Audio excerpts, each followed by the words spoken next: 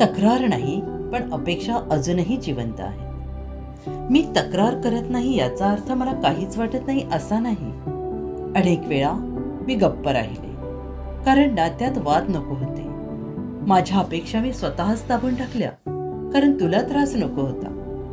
पण अपेक्षा दाबल्या जात नाहीत, मरत नाहीत.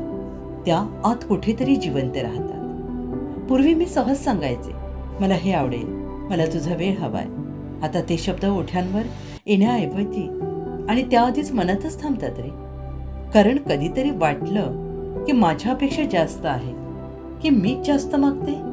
पण खरं तर मी फक्त नात्यातली ऊब मागत होते. तक्रार न करणं ही सवय झाली आहे, पण त्या सवयीमुळे माझ्या अपेक्षा अस्पष्ट होत गेल्या. तुला कळलंच नाही की मला काय हवंय, आणि मला सांगण्याची हिंमतच राहिली नाही.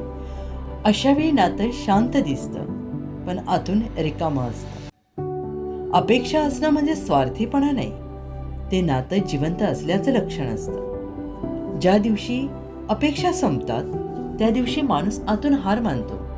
मी अजूनही अपेक्षा ठेवते, कारण मला हे नातं महत्त्वाचं वाटतं. मी तक्रार करत नाही, कारण मला भांडण नकोय. पण कधीतरी तू स्वतःहून विचारलंस की तुला काय वाटतंय, तर कदाचित मी पुन्हा मोकळेपणाने बोलू शकेन.